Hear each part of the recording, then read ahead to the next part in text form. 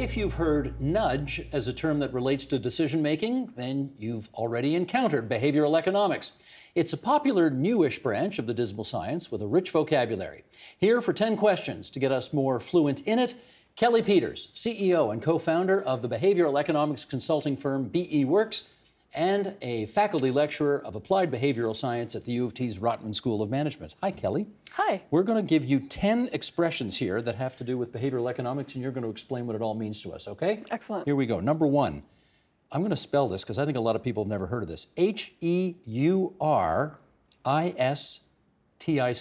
Heuristics. That's right, heuristics. Very, very important word for all of us to understand. It means the mental shortcuts that we take to help us to make a decision.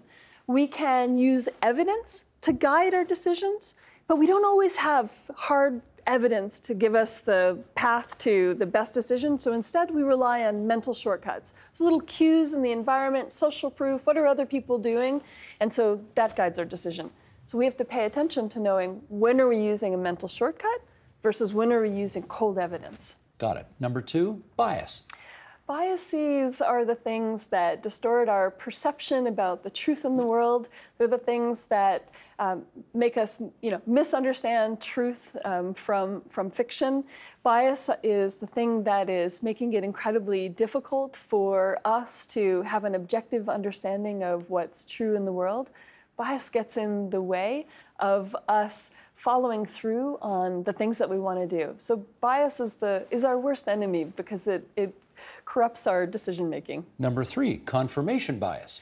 Confirmation bias is something that we're often very, very guilty of. And it's problematic because how do we actually get to the truth when something like confirmation bias is in the way? And what that means is if there's maybe some argument that I'm trying to make and I'm saying, oh, look at this evidence that I have, and the evidence that I'm using is the only evidence that I see, which is confirming what I already believe, that means I'm resistant to maybe anything that you're trying to tell me that is different than the evidence that I'm using. And so we look for the evidence in the world that supports our existing beliefs, and so we get very entrenched. And shun the evidence that doesn't fit with our views. And shun the evidence that doesn't fit with our views. So it would be very important for all of us to identify when we might be guilty of confirmation bias.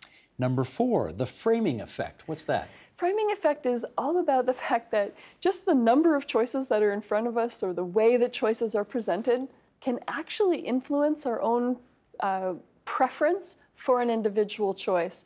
Really fascinating study that was done by a colleague, Professor Dilip Soman, was when they introduced a new kind of premium gas. We had the usual kind of the 87, 89, 91, and then they introduced a 94 octane. And he was super curious, what happened to the overall distribution in terms of what kind of gas people prefer. And it turns out that a significant number of people would shift over to the 94 premium, but also you would see the shift across the board. So just by introducing a new choice can have an influence on our regular preference. Number five, operational definition. Operational definition is a key concept in scientific thinking. And scientific thinking is something that we should all embrace in our everyday. And that just means having clarity about what you're saying and what you mean. So for instance, when a company says, oh, trust is our most important asset, what do they actually mean by that?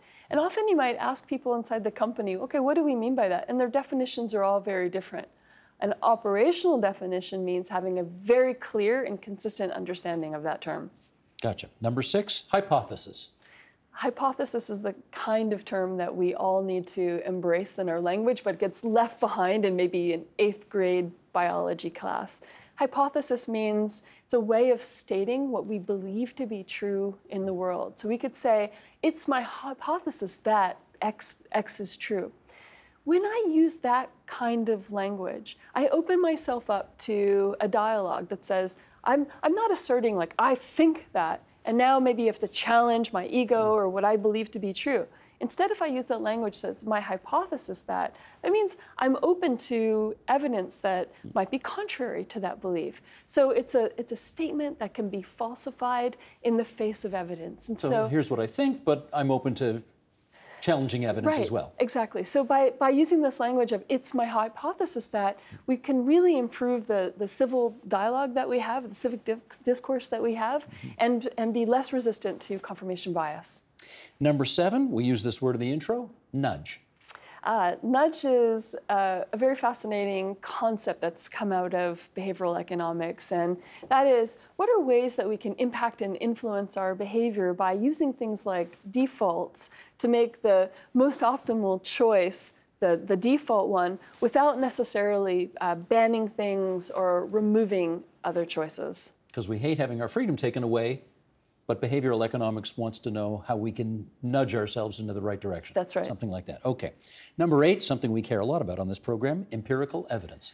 Empirical evidence, again, these are terms that we need to figure out how to embrace in our everyday language. Empirical evidence means you actually have quantified what this thing is that you believe to be true in the world. And so whether we're looking at the impact of GMOs on our health, whether we're looking at do vaccines actually cause problems in children's health, we need to ask the question, what is the empirical evidence to support that? Now, we don't all have the statistical skills to be able to evaluate that evidence, but at least by demanding it, we can start the conversation where it needs to be, which is next, what is the quality of this evidence? How was this evidence generated? Was there potential bias in terms of how this data was generated in the first place? Number 9, experimentation.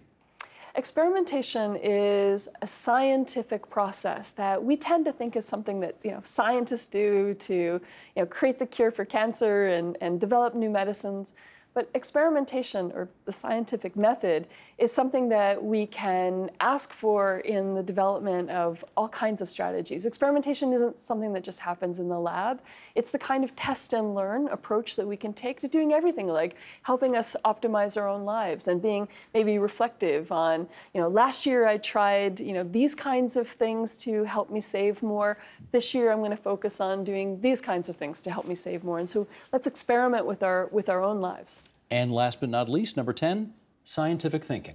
Scientific thinking is the best methodology that we have for understanding truth in the world. And yet, scientific thinking has been something that's been left behind, mostly like in an 8th grade biology class. We haven't incorporated that into our everyday vernacular. We see scientific thinking as maybe something that Albert Einstein or people in lab coats with crazy hair are doing, but scientific thinking is what we all need to embrace so that we can have more engaged and better dialogue in terms of how we think about the government, how we think about scientific decisions, about the decisions that our governments are making. Scientific thinking is something that we should all embrace. You say we should all embrace it, but there's a good chunk of the population that believes that scientists are just another special interest group trying to advance their ideas at the expense of other people's ideas. You presumably want us to get out of that notion. I want us to get out of that notion because I want to level the playing field. I want all of us to have scientific thinking so that we can improve the quality of our debates and discussion. That's a top 10 list for Behavioral Economics 101. And Kelly Peters, we thank you so much for coming in and helping us out with this. Thank you so much. The Agenda with Steve Bacon is brought to you by the Chartered Professional Accountants of Ontario, helping businesses stay on the right side of change with strategic thinking, insightful decisions, and business leadership. Are you on the right side of change? Ask an Ontario CPA.